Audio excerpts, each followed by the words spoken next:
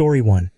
A friend of mine did this, and now she follows podcasts and watches YouTube clips about how to be sexually attracted to your husband, which includes inwardly repeating a mantra to herself when sexual things are happening, such as, "I like this," or "this feels good," to try to convince herself that it's true. So, not great is my sense. I was searching on Google for clown phobia once, and I ran across a story about a woman tormented by the fear that her husband led a secret life as a clown. Some therapist gave her this affirmation: "Even if my husband turns out to be secretly a clown and a mime, I always know that he deeply loves and respects me." Chuckles. And that still remains my benchmark for bad affirmations. I felt bad for being amused by this, if it was even real, because that's a person suffering, but I could not help myself. This feels good. Cut to 5 years later. This is sprawled all over the otherwise immaculate house, with the blood of the former occupants. Husband is now seeing a therapist after he started hearing his wife constantly whispering to herself, "Even if my husband is secretly a clown, he still loves and respects me." And he has no idea what it means. Chuckles. Story 2.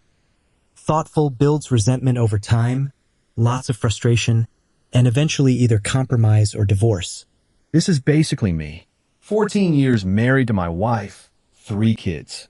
I want sex and intimacy every day, though I know that's not realistic in any way.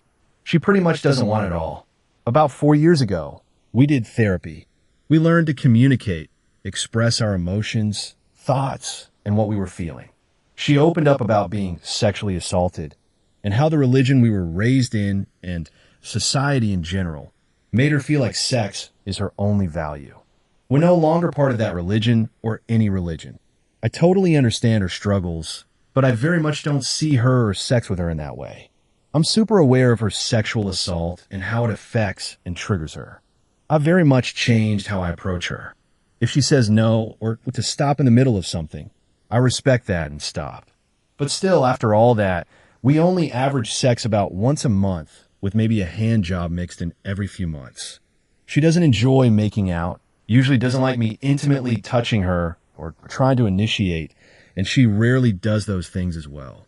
Breathes deeply. I'm generally miserable when it comes to her sex life and intimacy. I don't feel like my wants and needs in that regard are important to her. She feels terrible about herself because she can't or doesn't come anywhere close to what I want. We absolutely fucking love each other, and otherwise we're pretty happy in our marriage and as parents. But there's so much hurt and resentment both ways with our sexual incompatibility that I honestly fear we won't make it, no matter how much we want to stay together and love each other. I hear you, and thanks for the reply. The majority of the memories I have of my folks are of them screaming at each other in the kitchen while we watch TV downstairs at night. It wasn't constant, but it was a big thing. I never really saw them kiss or show much love to each other. They divorced when I was 10, and it was really messy. My dad dragged us into the middle of it, and all of us kids have a lot of issues because of both of these things. Luckily, I'm mindful of this, and we don't fight often at all since the kids came along. I don't even really fight with her about the sex stuff anymore. I'm very affectionate with them and hands-on. We have incredibly happy kids, and I know it would crush them if we were to split up, especially at the age they are. The writing was on the wall before they came along, and I made this decision. Sometimes things go beyond your own happiness, and that's where I am. I start counseling tomorrow. Chuckles, huh? She doesn't know it's about our marriage, though. I'm 38, for reference. I'm super worried about this. I love my wife more than anything, and we have a strong and healthy relationship outside of sex. It's weird because I always feel like something is wrong with me. I find her extremely attractive, but my mind never goes to sex. Even when it does, my delivery and asking is always so awkward that it ruins the mood. I feel like a lost cause there. It sucks, and I wish that it didn't matter as much in a relationship as it seems to. Story 3. I thought being compatible in so many other things would make sexual compatibility less important. I turned out to be wrong. My wife is asexual, and we're good. She's not sex repulsed, though, so I don't know if that makes a difference or not in terms of reassuring you. We've had a couple of rough patches, but we've figured it out, and we're both happy and fulfilled. Exactly. When one of my friends broke up with his girlfriend over a year after they stopped having sex, he said, "I realized I already have people I love who I don't sleep with. I call them my friends." Sexual compatibility matters, and it's only possible to handwave the physical component if both people agree. I believe that many people think of it as the single thing, yet it is not often the case. It is not merely about sex, but about feeling wanted, attached, and satisfied in whatever you consider significant to you. That is something that may wear away everything when it is always lacking. In my case, there was no big blow up. It was the realization that I was feeling lonely inside the relationship, and that resentment was slowly building. That was scarier than the incompatibility itself. It is up to you to determine what you can live with over a long period of time. But it is not superficial to take it seriously. It is an inseparable part of intimacy for many human beings, and faking it may cost years. Story 4. Divorce. I regret it. I should have tried harder.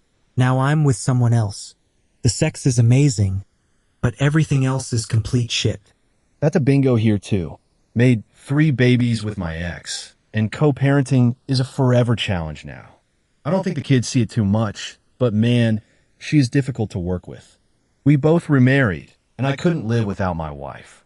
The paths we both wandered that led us together were tough, but it's what got us here. And our sex life and relationship around everything else is so good. Absolutely found my person.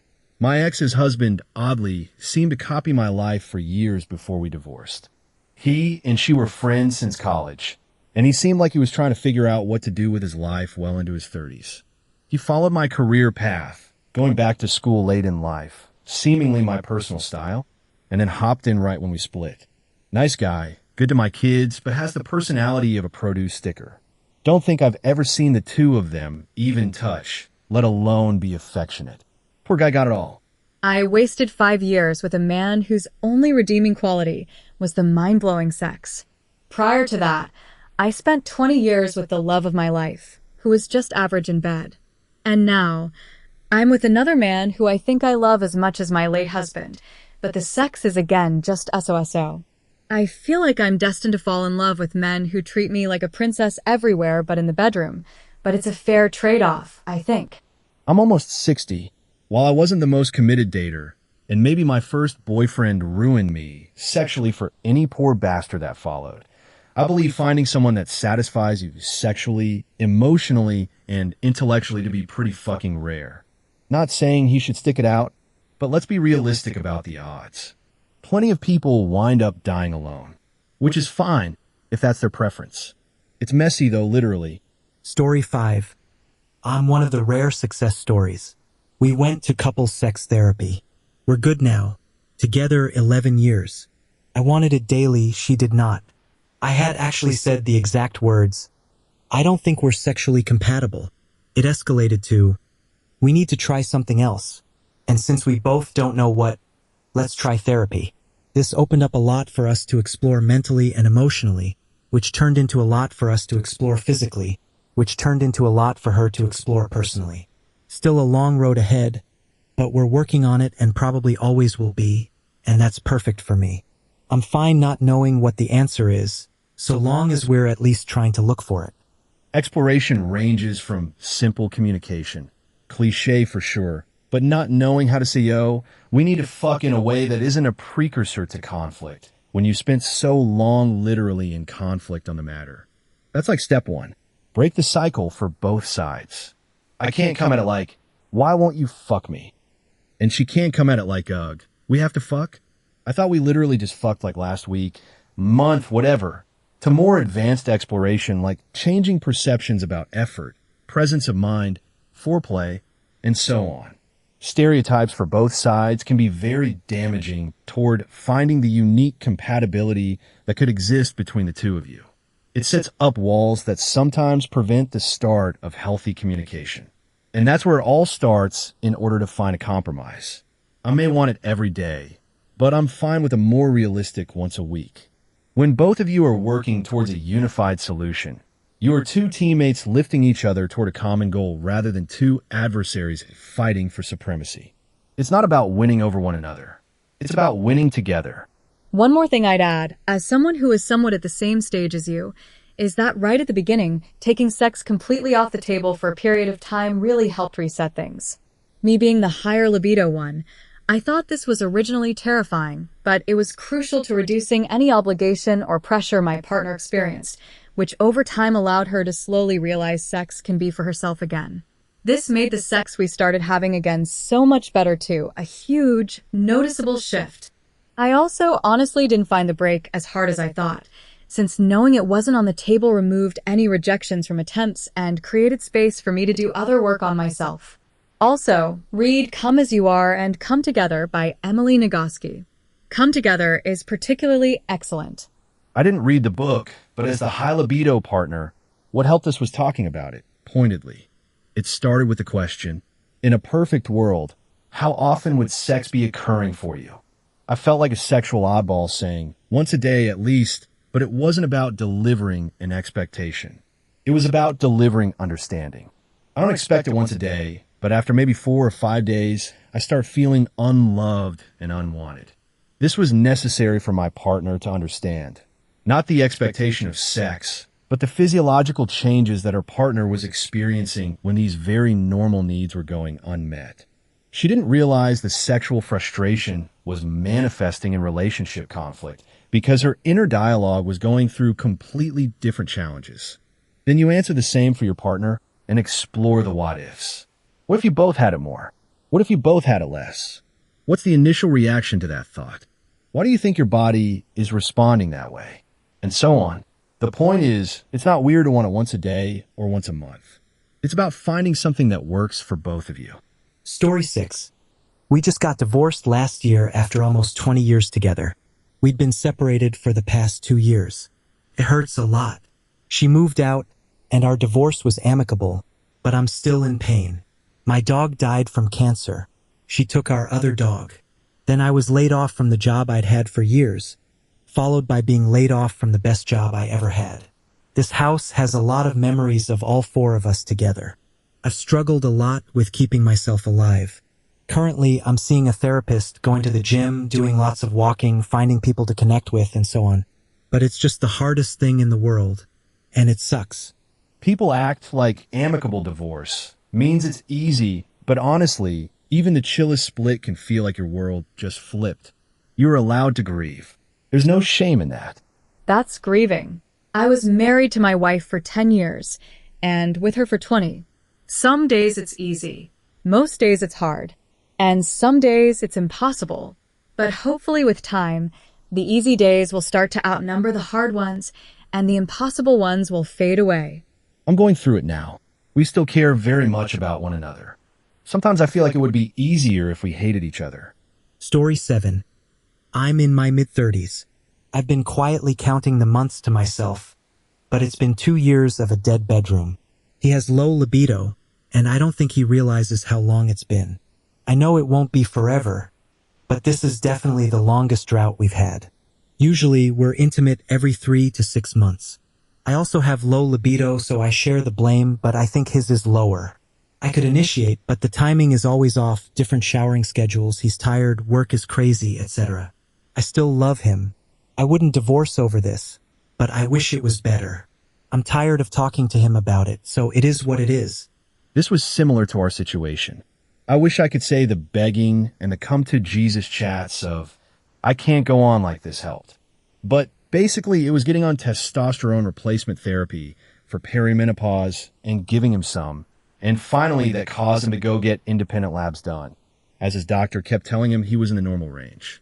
Follow symptoms, not labs, for one thing. And also look at what the range is.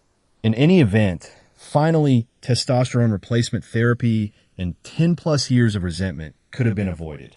We're getting better, and I'm not perfect either, but sometimes it's a real bitter pill to finally be proven right after over a decade of saying, this is eventually going to cause us to break up. I need you to listen to me. You are showing multiple signs of low testosterone. Yes, this is worth giving Ian an ultimatum over. I need you to get a full physical workup to find out what is wrong. It is part of your marriage vows to me to put us first before your pride or indifference. I finally did this and found out my ex was doing porn, and in an emotional affair. He kept insisting it wasn't physical because he knew it wasn't. But saying this pushed him into a corner to tell me the truth. Long story short, when I remarried years later, we privately made a vow on our wedding night that if either of us ever lost interest in a normal amount of sex, as defined by the other, we would pursue it medically and with therapists until solved. We were both high testosterone types who had been with low testosterone types, and sex was a huge part of our life then, and still is in a mostly happy marriage 15 years later. It is a huge way we connect and find joy. Read Hot Monogamy. High testosterone types often marry low testosterone types accidentally, and this book explains why. From ages 26 to 30, my libido disappeared almost completely. I never lost attraction to my wife. I just completely lost interest in sex. When I started taking Wellbutrin to better manage my specific flavor of anxiety, depression, and attention deficit hyperactivity disorder, it turned back on like a light switch.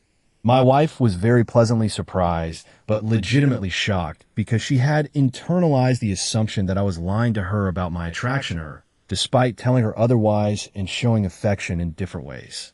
Story 8. I've been married to my wife for 13 years. We've been together for 20. The sex was never that frequent, but after the kids, it became pretty much dead. We had 2 years with nothing, and now we're lucky if we do it twice or 3 times a year. She has no libido. I have a very high sex drive, and I regularly feel lonely and ignored. I don't have many friends close by, so it's even harder because I'm basically alone. And working from home, I'm in our bedroom 16 hours a day.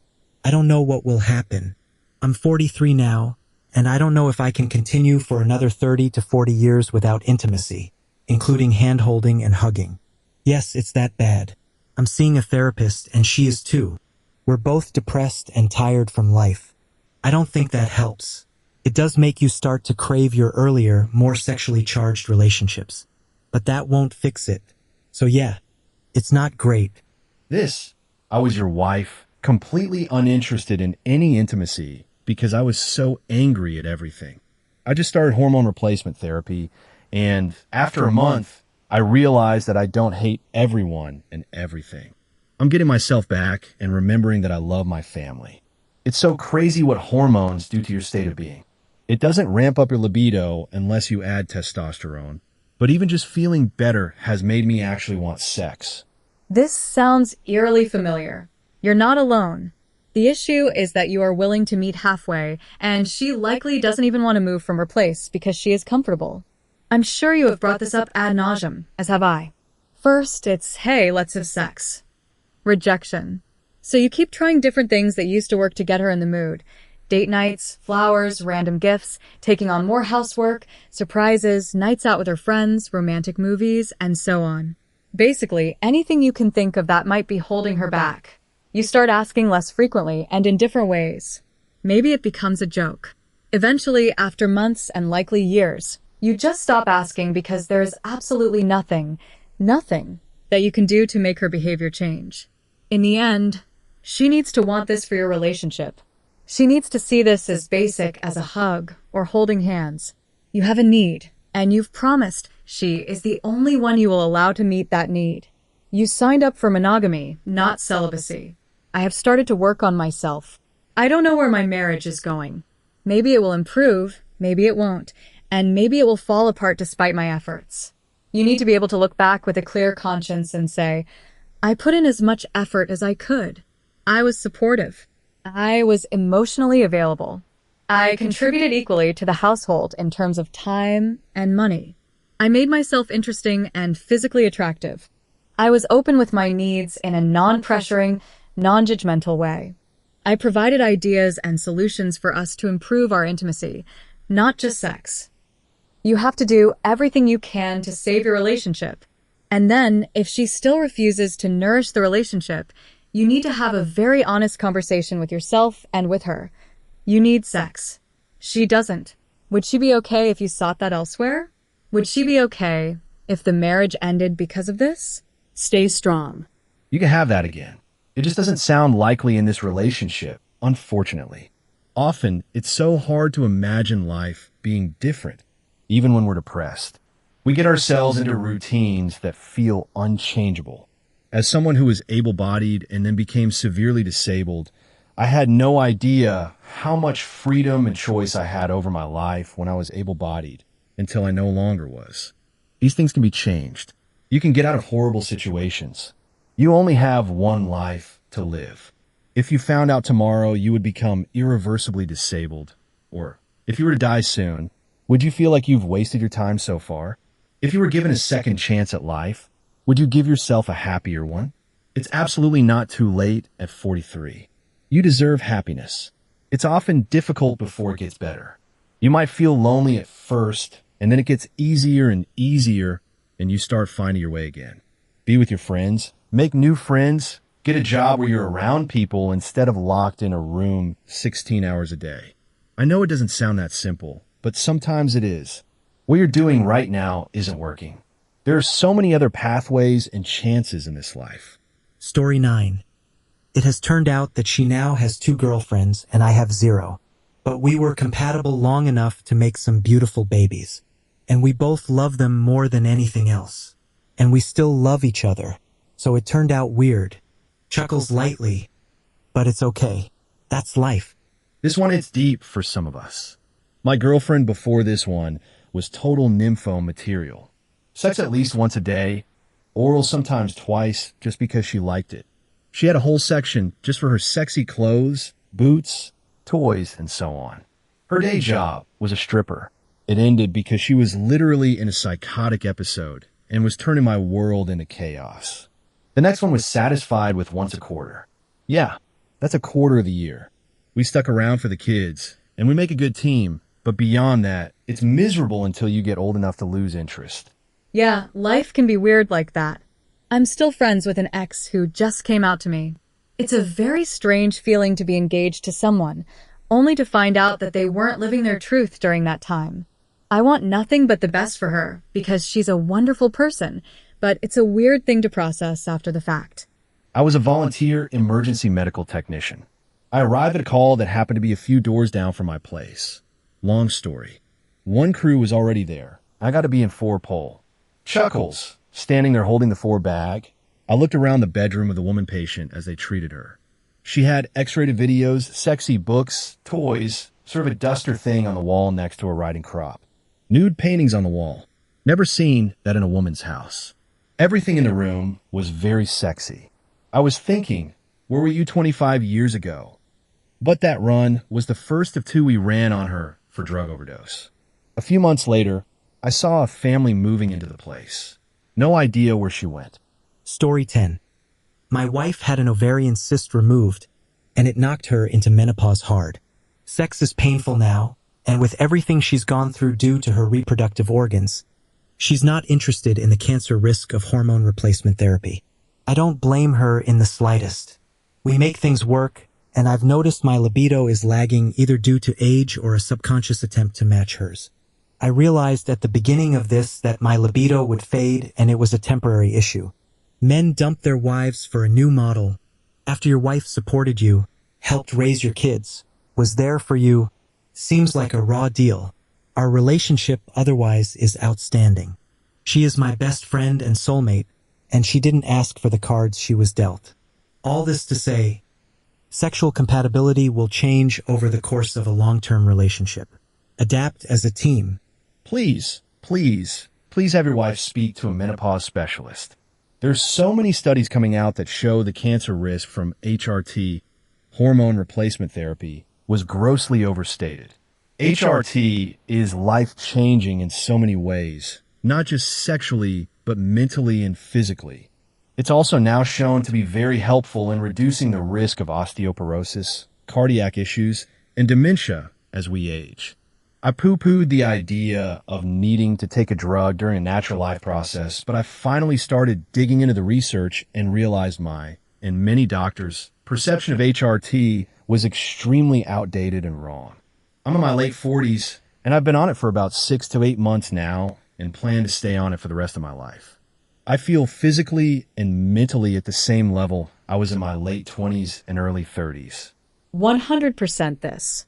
My husband and I were together for 7 years before we had kids, and sex was frequent.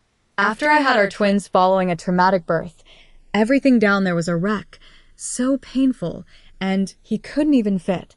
It took a lot of time and us trying different things to have sex in a pleasurable way again. We went from having sex multiple times a week before kids to once a month after kids. Life changes, libido changes. Who knows if this is our new normal? Either way, we're trying to adapt together. You actually sound like you truly love each other, like compassion and empathy exist between you. You see each other as human, not as assets. Both the feast and the struggle are shared. No one has ever loved me that way. So when I see it in real life, it's such a beautiful and rare thing. I look normal, but I have autoimmune and pain problems, so I was already radioactive to men. But then I got breast cancer at 34. That punctured my self-esteem in a new way that I have yet to recover from. Your wife may understand when I say that female cancers feel almost personal. Please continue to be kind to each other in this world of shallow promise and convenience.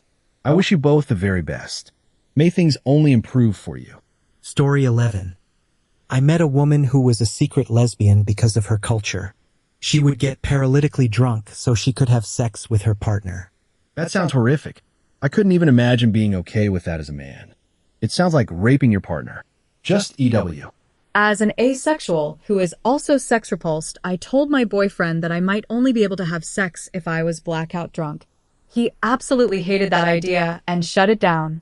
Story 12. We got divorced. Now I'm with someone I'm compatible with. That said, there were many other things wrong with the relationship. Eve was pretty hopeful that things would get better. Fortunately, they did. Love that for Eve. Maybe Uday needs to be hopeful as well. Story 13. You can ignore it at first, but it doesn't disappear. It slowly turns into distance, resentment, and a lot of "we'll talk about it later" that never really gets fixed. It's not a good time right now to talk about stuff turns into it's never a good time. Story 14. Just a reminder.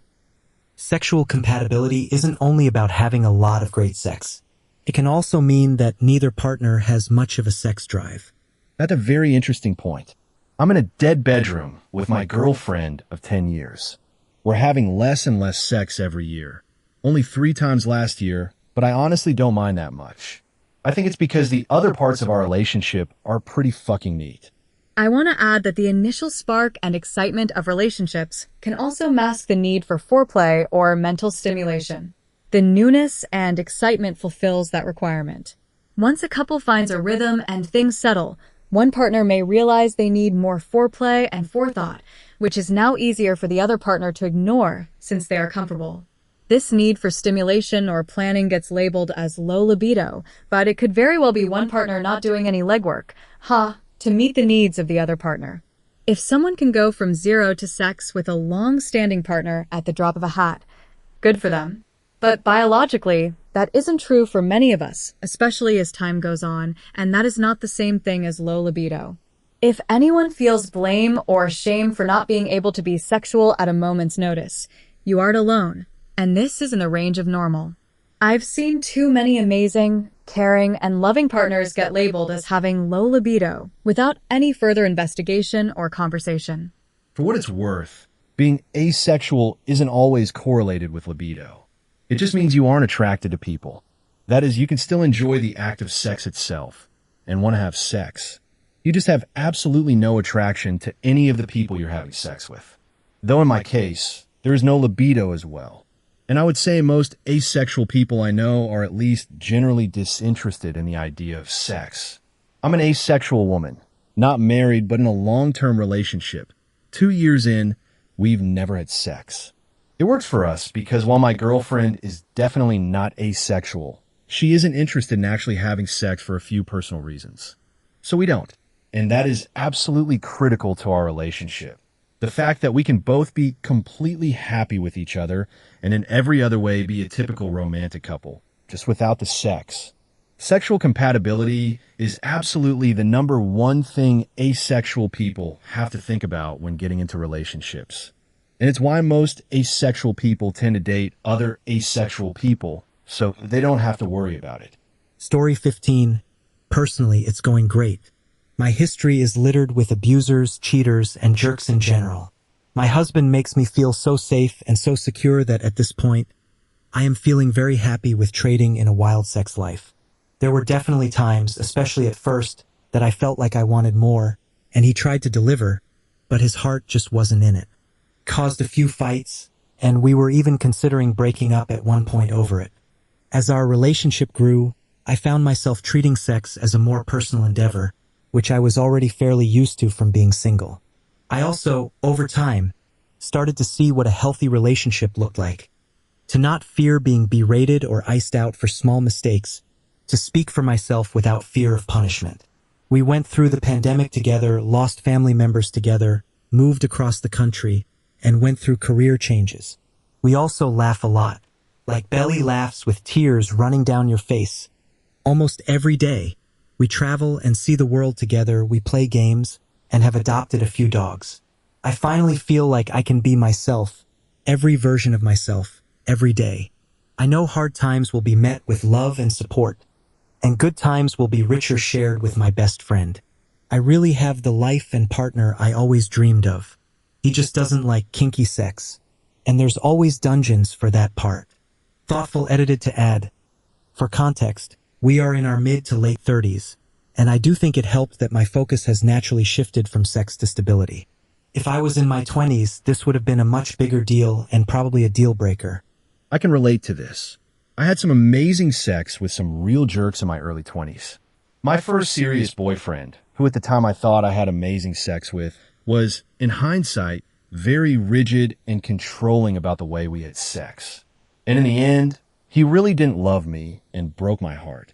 I thought it couldn't get better than that, sexually, but it did, but with people who treated me even worse in other aspects of the relationship. Now, I'm married to someone who I don't think I'm very compatible with sexually, but he does satisfy me, and I don't feel pressured. My libido died before I met him during the pandemic, and it's not nearly as crazy as it was when I was younger. I'm grateful for that because I think my crazy libido was tied to trauma and attracted me to a lot of jerks. I'm honestly still not sure what a normal libido or sexual attraction is, because I think my trauma brain intertwined the two so much that I don't know how to see them separately. Sex was something I used to feel loved when I was insecure and anxious. Now that I don't feel that way anymore, I'm unsure of the role that sex plays in my life. I love my husband and our life together, and sex is a part of it, but just a part, not the driving force of it like it was in my past relationships. This feels so similar to me and my husband's relationship too. He dated me after years of being with an emotionally and sexually abusive partner, and it's surprising how safe it feels when you know sex is never an ulterior motive. My husband is asexual. Sex is akin to making a sandwich or changing oil, depending on his mood. But good God, the way this man has made me laugh till I cry.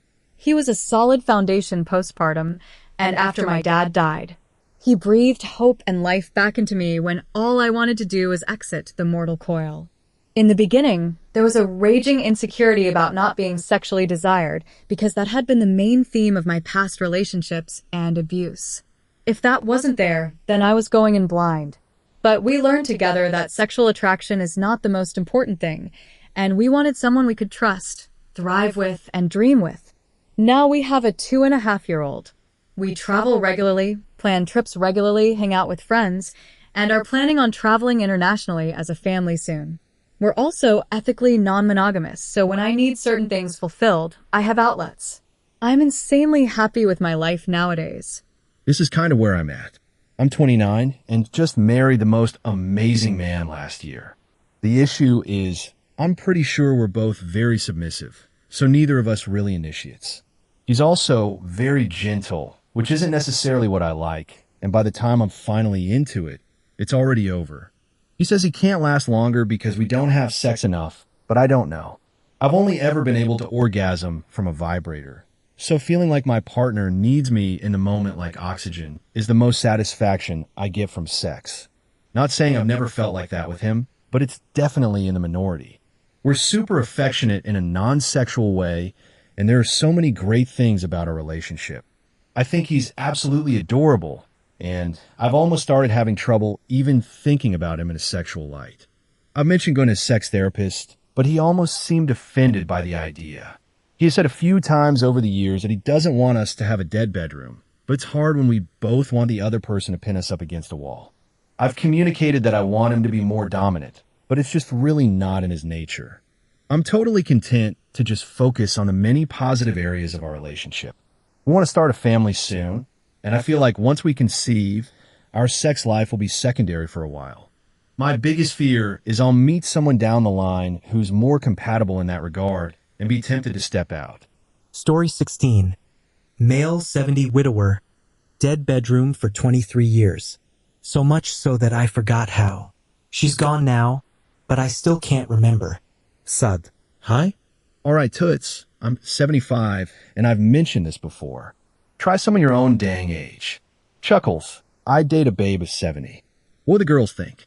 I probably better not let them loose until I got a crack at ya. Dating a younger guy can be a hoot.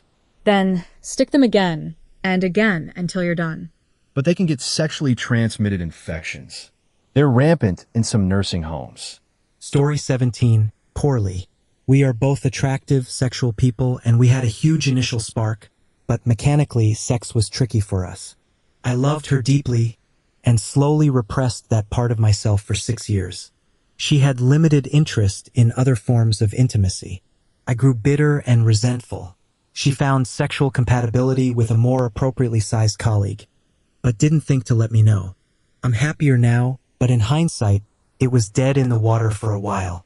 In answer to the questions, it was a girth or width issue, compounded by her developing vaginismus during our relationship.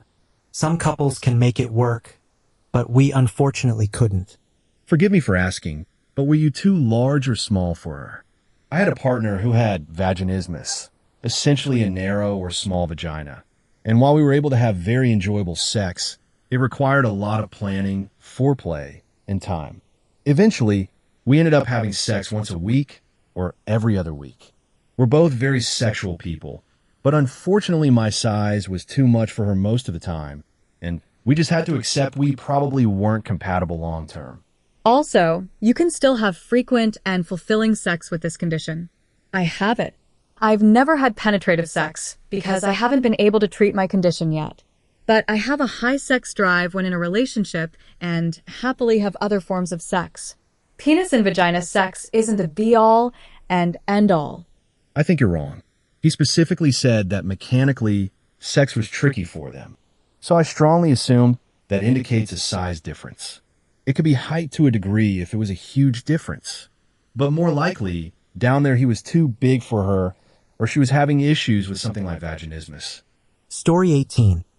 I'm not married, but I'm in a 17-year common law relationship with my partner.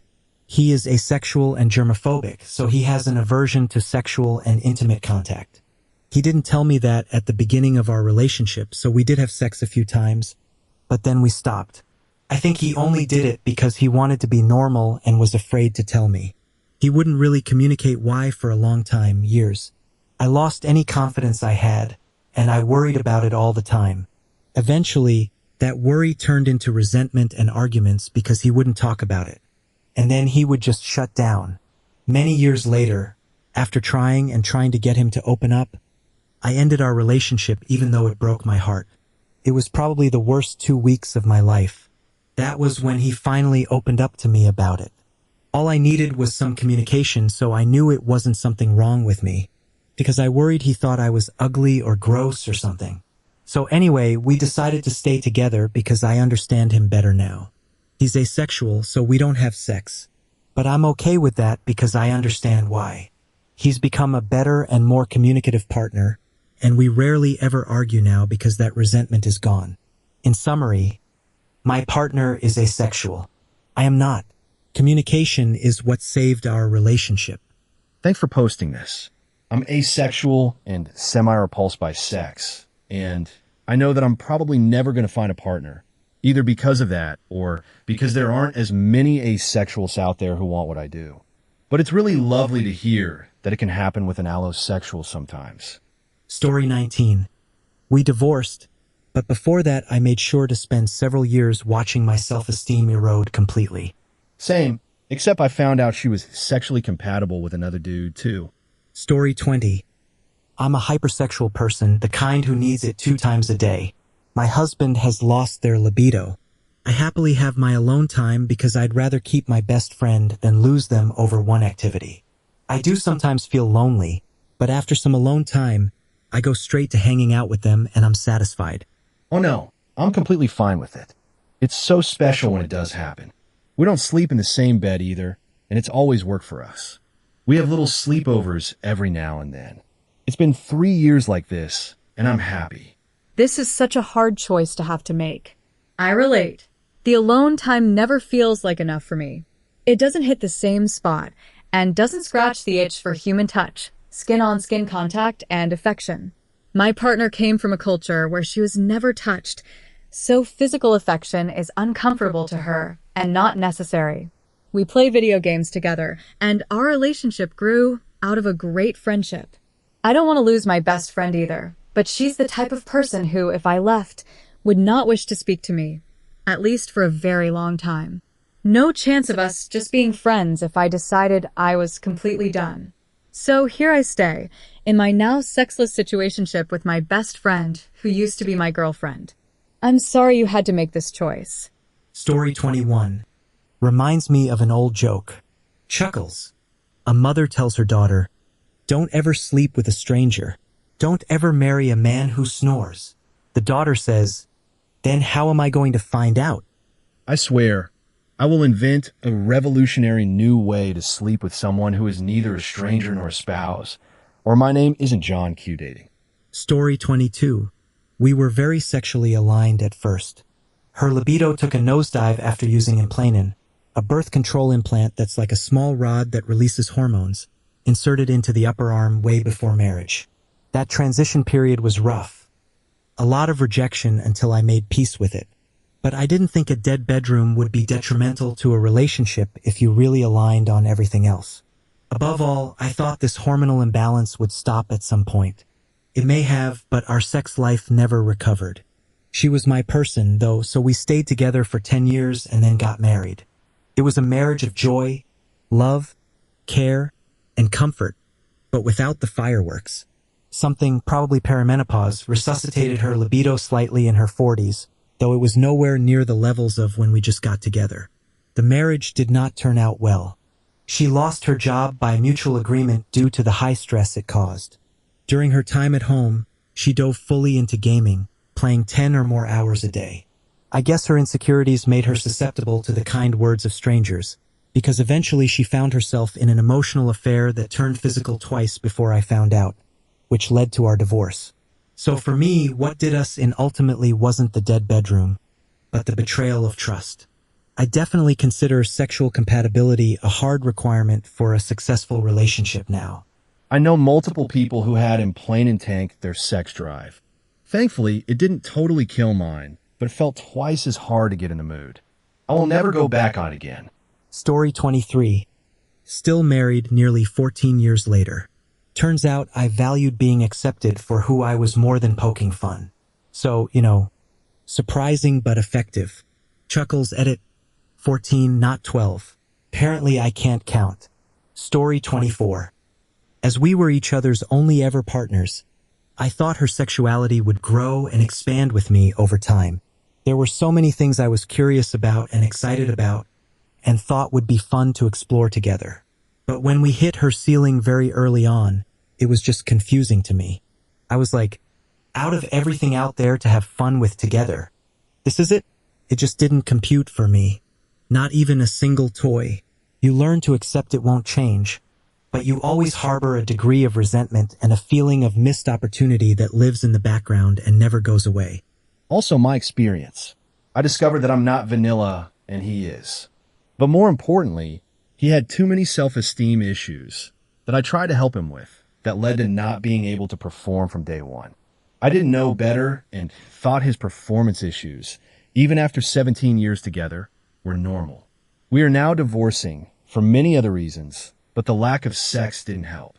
Story 25, 40 years and still going. I completely gave up 5 years ago and accepted that sex will never be what everyone claims it to be. Just can't do it anymore, so now I focus on other things.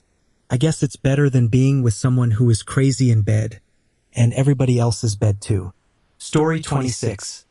I did this due to growing up as a Jehovah's Witness. I'm in my late 20s now and going through a divorce. Would not recommend. Story 27. A dumpster fire. I'm afraid to divorce, though. Can't figure out why. I'm so fucking depressed. Kids, finances, the mortgage, fear of change. I have a lot of attachment trauma from my youth. Story 28. I'm experiencing low libido, but I'd enjoy more sex for fun and intimacy. My partner has really bad self-confidence issues, which ended up with neither of us really trying to initiate over the past few years. It wouldn't be so bad if we had an amazing friendship and did a lot of activities together, but it's feeling more and more like a struggle to even want to fix things. Currently, it just feels like putting off the inevitable. The therapist does think things could maybe be saved for what it's worth for anybody in a similar situation. It just takes a lot of communication from both parties. Story 29. I know a couple who met at age 27 in a Pray the Gay Away church group. They are cold as ice to each other and take long, extended holidays away from each other while they wait for one of them to die. Story 30. My wife had a high sex drive and I was mediocre. It was exhausting, but we made it work. Then my sex drive and energy levels completely vanished. That was hell. She felt undesirable, and I just couldn't fake sexual interest, despite her being a total smoke show. I knew something was wrong, so I got tested despite being gaslit by my doctor and everyone else. Turns out my brain just decided I don't need testosterone anymore in my 30s, and I was severely deficient. I got treatment and my sex drive increased, not to the levels they were, but enough to make it work. Then we had our first kid, and her sex drive tanked. Now we are roughly in the same place. It was a journey of ups and downs, but we're more compatible than ever. Story 31. My worst fear is finding out my best friend is forcing herself to love me. Don't fucking do this. Be honest with yourself and find someone you can be intimate with comfortably. Also, I'm not saying love can't grow from embers. I'm saying there has to be some natural intimacy after a couple of months, or you're just creating a bigger fallout for both of you. Story 32. I once heard a man say sex in a relationship is like having a bathroom in your house. You don't buy a house for the bathroom, but it would be pretty weird if there wasn't one. Chuckles. Story 33. A lot of really young and idealistic people on Reddit, so I expect a lot of these nonsensical answers. But for me, I have absolutely zero regrets. Sex is decent, but not amazing even after working at it a lot. But it's also stopped being a priority for both of us. There are so many more important things about a relationship, and I consider our partnership to be light years above average. The reality is most couples stop having sex eventually in old age. Yeah, they don't have to, but most do. To base your entire relationship on sex is just insane to me. I'd bet every penny I have that more marriages end badly because they prioritize sex over other qualities than because they prioritize other qualities over sex. It's not about basing your whole relationship on it, but for many people, it is a big element of it. There's only so much wanking in the shower one can do to offset this kind of thing. It's true that most couples' frequency does reduce. It's natural. But when that frequency degrades to multi-year gaps, that's where it's perfectly fine for one of the people in that relationship to feel self-loathing or frustration. I actually agree, too. Sex used to be extremely important to me. I thought about it all the time, and I saw sex as something that showed how attracted my partner was to me. If he didn't want to have sex with me every day, I would almost take it personally. But I've noticed that as I've matured and grown as a person, my attitude towards sex has shifted. From being the number 2 priority on the list of a happy relationship, after safety, it's gone down the list. I appreciate so many more things about my relationship than sex. Sex is great, but making it the biggest priority in a relationship all of a sudden started to seem more shallow. Like, if my partner had an accident that made him incapable of ever having sex with me, I wouldn't leave him. He's the love of my life, and so much more important than sex to me. I can always satisfy myself. We did go to couples therapy, though, and I did personal therapy, too. This is what I'm trying to figure out. Like, sex has become less important to both of us. but I can't tell whether it's the chicken or the egg. Also, just getting older in general. I'm less attractive, and I don't find other people as attractive. Additionally, it's so financially tough out there as well. I feel like until we get our finances more settled, it wouldn't make sense to separate. I don't think there's actually someone better out there for me. Maybe he could find someone, but his past relationships weren't great, and he was pretty immature. I also never dated people who had long-term relationship potential until him. Story 34. It depends on what you mean by sexually compatible. My husband and I are A, very sexually attracted to each other, B, interested in having sex. However, he is very vanilla and unfortunately I'm really not. I used to be in denial about this because I was so ashamed and thought I could just ignore my desires and be normal. I do think that over the years we have met in the middle in a sense. My husband is willing to act out some of my fantasies, and he gets enjoyment out of how much I enjoy them. I'm able to find enjoyment from our vanilla sex, either by fantasizing in my own head or adding some slightly spicy elements, such as dirty talk. I'm not gonna lie, it would be easier if we had a natural compatibility in this area, and sometimes I feel a little bit ashamed or weird about what I want us to do. However, I'm working through this and I feel we are in a good place. It helps that my husband is incredibly loving and that we adore each other. Story 35. We've been together for 9 years, and we haven't had sex in 3 or 4 years. It doesn't matter to me. Sex isn't a priority, and our relationship has been open since day one. So when she feels like it, she finds the occasional sexual partner for a brief period of time. Story 36. Divorce. Our sex life was not the only reason for the divorce, but it certainly contributed.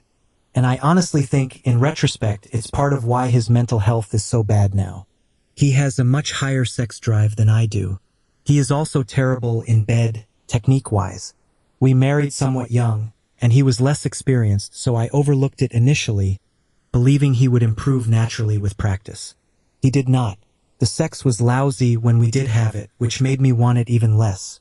He got off every time, so he felt the sex was great and wanted it more. He proceeded to try to initiate constantly by groping and grabbing at me, which I hated. That made me resentful and angry, which made me even less horny. He then felt rejected and turned to porn, which quickly turned into a full-blown porn addiction. The porn addiction gave him wildly unrealistic standards for what sex was supposed to be and how women were supposed to engage in sex. He did not grasp the fantasy side of it well. He became more and more frustrated by my lack of willingness to do these things, and I became increasingly pissed off that he even had the balls to ask, considering that we both worked full-time. I spent my evenings taking care of the kids, cooking, housework, and so on, and then was expected to come to bed and be a total freak in the sheets for the sake of the marriage. I was just totally exhausted and had zero sex drive by this point. He ended up severely depressed. I don't believe it was solely because of our lack of a sex life, but it certainly didn't help anything. The depression made the porn addiction 1,000 times worse. The divorce was a relief in so many ways. Story 37. We got intimacy counseling, put all our issues out in the open, talked about them in a judgment-free environment, and developed an ethos and practice of intimacy that helped us rebuild one piece of a very strong bond. Looks never last. People gain weight and lose hair. Neurochemistry changes after 2 to 3 years. There's a reason why love songs are about finding someone and bursting with love, and not about fucking a 40-year-old you've known for decades. If you're having a problem, get therapy, dispel unfair expectations, and have fun. Story 38. I've been married for 4 years. Our sex life slowed down considerably after she moved in with me. I'm pretty much at the frustration point. I love my wife very much, but damn, I would love a bit more intimacy. It's really killed my confidence and self-esteem. I've tried talking to her about it, but nothing has really changed. To be honest, I've pretty much stopped even trying at this point. The time I would have wasted attempting intimacy, I just go do something else, like play a game or work on a hobby. This was my husband and me until recently, and there were 2 underlying problems. The first was that my birth control absolutely killed my libido, no matter what type or dosage I was on. The second was that he only touched me or spent time with me when he wanted sex. There was no innocent, non-sexual intimacy. It had to be sex or nothing. It got to the point where I felt more like a sex doll than his actual partner and wife. We ended up talking about it in depth, and I got a wild whim to stop taking my birth control, and that has fixed our mismatch. Now I'm actually chasing him more than he chases me, and he's having to ask me for a break. If your wife is taking birth control, especially if it's been consistent for years like with me, that might be a good place to look. Also, not saying that you aren't doing this, but make sure that you're loving her in non-sexual, intimate ways as well, and that touch doesn't always need to end in sex. The psychology of this is super interesting to me, as I've had a partner take the same stance. He only touched me when he wants sex. I can't speak for others, but the reality is that constant rejection builds resentment. You don't feel close to your partner, so non-sexual intimacy just withers on the vine. It's then a self-perpetuating cycle. Sexual rejection leads to more resentment from the high libido partner. Lack of intimacy leads to more resentment from the low libido partner. You get further and further entrenched in this dynamic until one of you breaks the cycle, either through a lot of work and reciprocation because you love one another, or divorce or cheating and divorce, or something exotic like an open relationship. I've also experienced that as the lower libido partner. I didn't always have a low libido, but it hit after I had our first child and was profoundly exacerbated by how becoming parents completely messed up our relationship dynamic. But yeah, it got to the point where he never kissed or hugged or even cuddled next to me on the couch without it becoming a sexual overture. And in turn, I started fearing even those non-sexual touches despite needing them, because they would always turn into pressure or expectation and result in a fight. Definitely a self-perpetuating cycle. Another commenter mentioned that he and his partner did a reset where they completely took sex off the table for a temporary period of time so they could break that cycle and just focus on building up intimacy and desire. And honestly, that sounds like the best way to go. Once the reset ended, they were both more enthusiastic about sex, and the sex itself got better. Story 39. I've learned that it's not that he's not attracted to me, because I know he's obsessed with me and loves my body, but he's been through some serious trauma that still needs work. I just usually wait until he's ready now. It just took time to learn about his trauma and find ways to cope with my own to work with his. Story 40. Divorce? Inicia. It was my choice to get a divorce, and it was the worst decision of my life. I wish we had tried harder to fix things. Story 41. Once we discovered that she was asexual, it became easier to accept that our sex life would never be what I hoped it would be, and I began finding other ways to feel intimacy with her. Since then, we've been the happiest we've ever been, and we just celebrated our 9th wedding anniversary and our 19th anniversary together. It would seem my relationship is a unicorn compared to the rest of Reddit. To be fair, the people with good, fulfilling relationships, for the most part, are not going to post in this thread. Story 42. We've been married for close to 30 years. We've always gotten along really well as a couple and vibed well together. We're each other's best friends. But sex and attraction have always been low. In my previous relationship, it was the opposite. Lots of sexual attraction, but little compatibility and constant arguing. Coming from that, I thought this best friend relationship was way better, even if the sex and attraction were low. For the most part, it's worked out fairly well. Certainly better than the previous one. The big downside is that the lack of sex and passion slowly eats away at you over the years. It becomes depressing and affects your overall enthusiasm and drive in life. Unfortunately, it's difficult to find, but you really need a relationship with high sexual compatibility and attraction, where you're best friends and get along really well too. For a decades-long relationship, all these qualities are necessary for long-term happiness and sexual satisfaction. The 3 other important qualities are honesty, respect, and communication. Story 43. I used to be in an Abrahamic religious cult. Lots of the ladies ended up in such circumstances. They didn't know that they weren't sexually compatible, and purity culture psychologically blocked their ability to feel sexual pleasure. Some are divorced now. Some just lie through painful sex so their husbands will stop complaining about their wifely duty. But a couple are no longer religious and in open relationships. They're basically close friends who have sex with other people. They seem happy. Story 44. Married for 32 years, but a dead bedroom for the last 6 years. I'm 74. She's turning 64 this year. I love her, but I feel I only have a few years left sexually. I miss the sex, but also the closeness of another. We haven't slept in the same bed at the same time either. I'm at the end of my rope. It's worse than living with a stranger. Thanks.